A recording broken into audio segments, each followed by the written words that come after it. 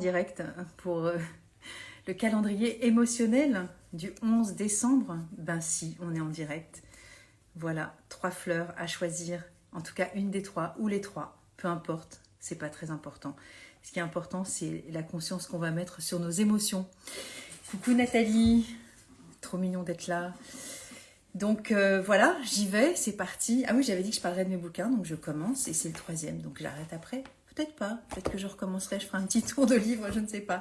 Ah oui, je voulais vous dire aussi, ça y est, j'ai mis les nouveaux tarifs aussi, 2025, et des dates de niveau 1 à distance, un niveau 1 à Nice, un niveau 2 à Nice et un niveau 3 à Nice. Donc si vous avez envie, bah, c'est l'occasion d'aller regarder pour ceux qui ont envie de se former à mes côtés. Et donc voilà, et je vais parler de mon livre sur les enfants. Voilà, pour ceux que ça intéresse. Voilà, je sais que tout ça c'est à l'envers, mais c'est pas très grave. Vous ferez une petite copie d'écran et vous regarderez ça dans un miroir. Voilà. Donc on est parti sur les émotions du jour après la pub, l'autocom. Et donc on va commencer par la première et c'est le papillon. Et le papillon c'est Clématis.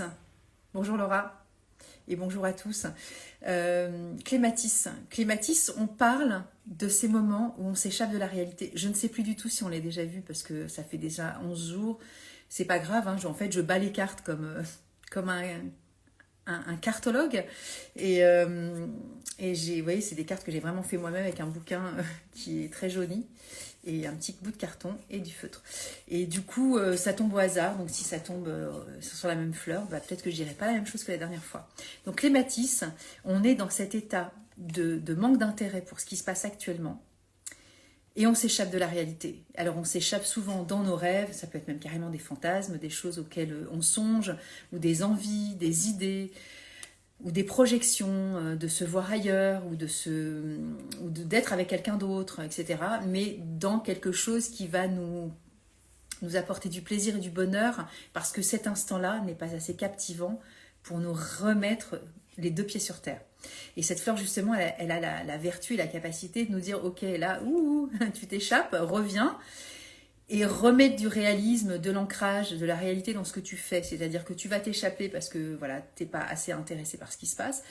Mais par rapport à ça, qu'est-ce que tu peux faire pour justement rendre matériel, de rendre tangible aussi ton potentiel de rêve en fait, hein. Donc voilà, on est là-dessus. Bonjour à Marie-Lys. Voilà. Ensuite, la carte cœur. La carte cœur, c'est la fleur oak. Le oak en anglais, c'est le mot chêne, c'est l'arbre qui est le chêne. Alors je ne sais pas si ça vous parle quand on parle du chêne, mais souvent, alors si vous avez envie de partager dans les commentaires, qu'est-ce que représente pour vous un chêne ? Ben, souvent quand on voit un chêne, on a cette capacité de voir quelqu'un de costaud, de puissant, qui a de la ressource, qui est capable de se battre et qui va tenir bon quoi qu'il advienne. Et donc c'est vraiment la spécificité de Hawk, c'est-à-dire qu'il va lutter, il va s'acharner, il va être un bon guerrier, très vaillant, il va en prendre plein le dos comme un chêne parce qu'il a des grandes branches et des grandes racines et il va nourrir toute la forêt. Mais il a tendance aussi à oublier que il y a aussi des limites aussi à poser, c'est-à-dire qu'à un moment donné, on ne peut pas aller au-delà de passer en force aussi. Et il faut aussi écouter ce qui peut nous contraindre, soit dans le corps, soit dans l'énergie, et qui nous dit « Attention à toi, fais gaffe, lève le pied, repose-toi. Peut-être demande de l'aide, peut-être fais plus tard. Mais là, il est peut-être temps de ne pas outrepasser tes capacités, tes limites. Parce que oui, tu es doté de beaucoup de ressources, mais c'est pas illimité. Et quand c'est dans la limite de la frontière on va puiser dans le stock, après, vous voyez, un chêne, quand ça craque, hein, quand ça s'effondre dans les forêts, après les tempêtes, on ne peut pas replanter un chêne. Hein. Alors, je ne veux pas dire que nous, humains, on ne se replante pas, mais on est allé puiser trop loin. Donc, c'est vraiment garder ce juste équilibre avec toutes les valeurs et les qualités de cette capacité d'être endurant, d'y aller, de ne pas avoir peur du conflit, du combat. On y va, on s'acharne, on lutte. On est courageux, on est téméraire, on va au casse-pipe, mais mollo, prendre soin de toi aussi. Hein. Bon, je pense que ça parle à beaucoup. Hein. Et pour les enfants aussi, hein, puisque je viens de parler de mon bouquin sur les enfants. Oui, il y a des enfants aussi qui sont surmenés par rapport à plein de choses dans leur vie et du coup, qui sont aussi des fois sur le bord de craquer, hein. Et la dernière, donc, c'est l'étoile. Et l'étoile, c'est la fleur roc-rose. Roc-rose, on est dans la famille de la peur et on est dans cette notion de peur plus. Hein, on est sur ce côté, j'ai le sentiment d'être effrayé, d'être bloqué, d'être complètement figé sur place et de ne pas pouvoir avoir les ressources pour justement me sortir de cette forme d'inertie, d'immobilisme qui me bloque littéralement, mais par crainte en fait, hein, c'est ça qu'on l'on ressent.